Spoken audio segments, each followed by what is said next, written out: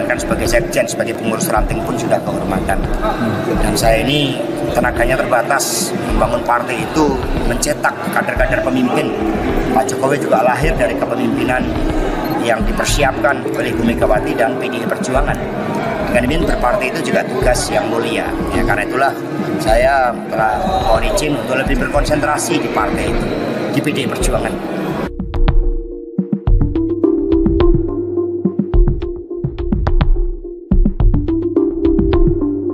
Hasto Kristanto ternyata itu pernah ditawari menteri sampai 2 kali oleh Pak Jokowi ya. Nah bahkan juga tidak hanya Hasto Kristanto, Adian Apitupulu pada saat lalu juga pernah ditawari menjadi menteri dari Pak Jokowi itu sampai 4 kali. Yang menurut saya sangat masuk akal sekali. Karena Hasto Kristanto adalah menjabat sebagai Sekjen PDIP, Sekretaris Jenderal Partai Demokrasi Indonesia Perjuangan. Menurut saya sangat masuk akal sekali, di mana Sekjen Hasto Kristanto ditawari oleh Pak Jokowi menjadi menteri, tetapi ditolak. Karena apa?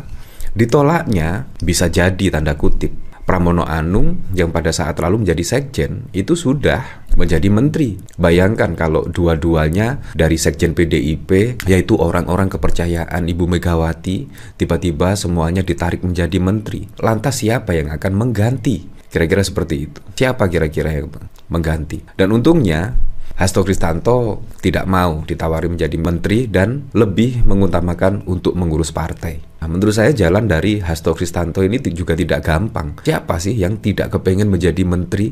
Pastinya loyalitas, dukung-mendukung dan lain sebagainya. Harapannya apa? Harapannya pengen menjadi menteri. Tetapi Hasto Kristanto dan Adian Apitupulu itu juga menolak tawaran menjadi menteri, lebih mengurus partai, kepengen mengurus menjadi anggota DPR dan lain sebagainya. Nah saya juga jadi penasaran, apakah skenario mengacak-acak PDIP itu dimulai ketika Hasto Kristanto ditawari menjadi menteri? Kalau misalkan Hasto Kristanto ditawari menjadi menteri dan Hasto Kristanto mau, dan akhirnya Sekjen PDIP itu kosong dan akan ditunjuk kader-kader PDIP yang lainnya yang bukan kepercayaan Ibu Megawati. Wah, pastinya mengacak-ngacak PDIP dari dalam pada pilpres, pada pilkada, menurut saya sangat bisa saja terjadi. Untung saja Hasto Kristanto tidak mau menjadi menteri dan memilih mengurus partai, dan berakhir saat ini menjadi tersangka dan bahkan juga saat ini sudah ditahan terkait kasus yang dituduhkan oleh KPK menghalang-halangi penyelidikan dan juga terkait suap menyuap. Dan bahkan sampai saat ini pun juga belum ada saksi ataupun bukti yang melihat atau mendengar bahwa Hasto Kristanto itu melakukan seperti apa yang dituduhkan oleh KPK. Bahkan kalau kita lihat dari suara.com ya, dibongkar teman kuliah Hasto PDIP tolak jatah menteri di era Jokowi. Begini ceritanya. Teman Sekretaris Jenderal PDIP Hasto Kristanto, Cecep Hidayat, mengungkapkan bahwa Hasto pernah ditawarkan untuk mengisi posisi di kabinet yang dipimpin Presiden ke-7 Jokowi, tetapi menolak. Hal itu dia sampaikan saat menjadi saksi dalam sidang kasus dugaan suap pada pergantian antar waktu anggota DPR RI dan dugaan perintangan penyelidikan yang menjadikan Hasto sebagai terdakwa. Awalnya dia menjelaskan bahwa Hasto berkontribusi untuk menangkan Jokowi dalam Pilpres 2014 dan 2019 karena kapasitasnya sebagai Sekretaris Jenderal PDIP. Setelah itu, Cecep mengungkapkan bahwa Hasto mendapatkan tawaran untuk menjadi Menteri Sekretaris Negara Mensesnek pada 2014, lalu Menteri Komunikasi dan Informatika pada 2019. Yang ditanyakan adalah untuk tawarannya. Sependek ingatan saya dan juga bisa lihat di media, itu di 2014 Pak Hasto ditawari Mensesnek dan 2019 ditawari Menkominfo, tapi tidak diterima, kata Cecep di pengadilan Tipikor. Pak Hasto lebih memilih untuk mengurus partai.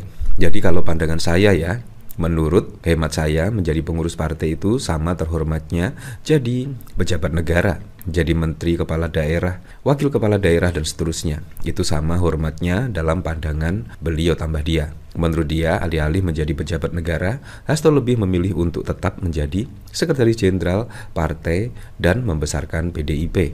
Sebelumnya, Jaksa KPK mendakwa Hasto melakukan beberapa perbuatan untuk merintangan penyelidikan kasus dugaan suap pada pergantian antar waktu anggota DPR dan lain sebagainya lah. Bahkan juga kalau kita lihat pada pemberitaan 2019 yang lalu, memang ada pemberitaan Sekjen PDIP Hasto Kristianto tolak tawaran untuk menjadi menteri. Jadi memang sudah ada ya pemberitaannya ya.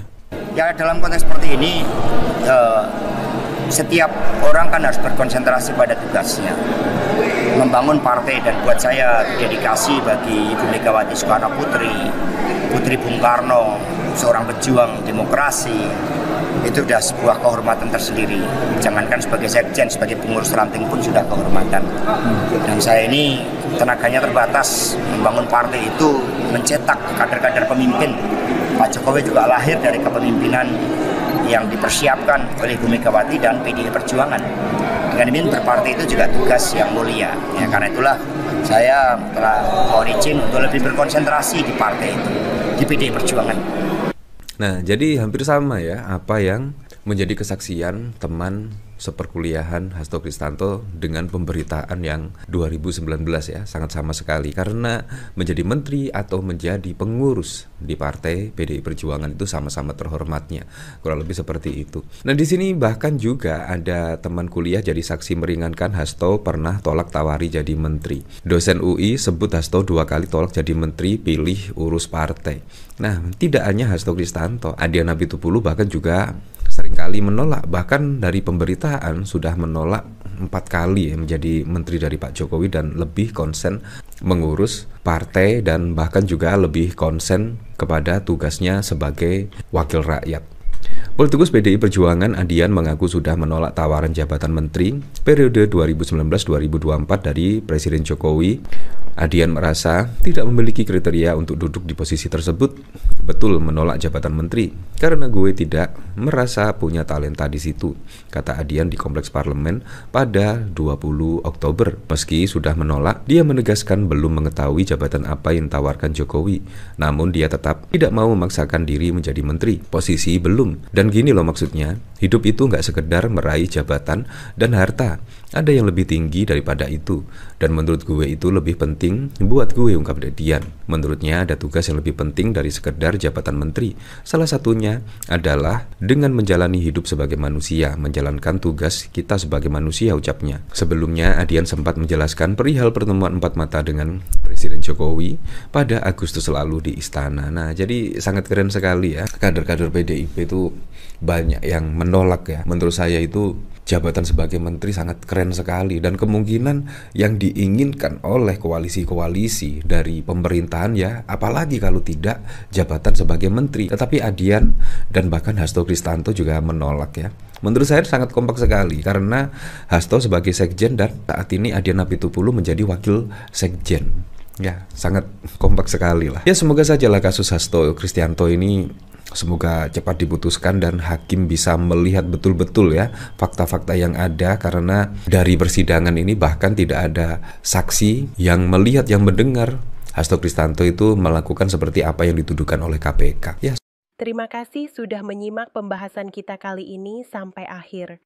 Semoga apa yang kami sampaikan bisa menambah wawasan dan membuka perspektif baru tentang isu-isu yang sedang berkembang. Kalau kamu merasa informasi ini penting, jangan ragu untuk like, subscribe, dan bagikan video ini ke teman atau keluarga. Dukungan kamu sangat berarti untuk perkembangan channel Politik Pintar dan semangat kami untuk terus menghadirkan konten yang objektif dan mendalam. Ya, tulis pendapatmu di kolom komentar. Apakah kamu setuju, tidak setuju, atau punya sudut pandang lain? Politik bukan soal menang atau kalah, tapi soal memahami dan berpikir kritis bersama.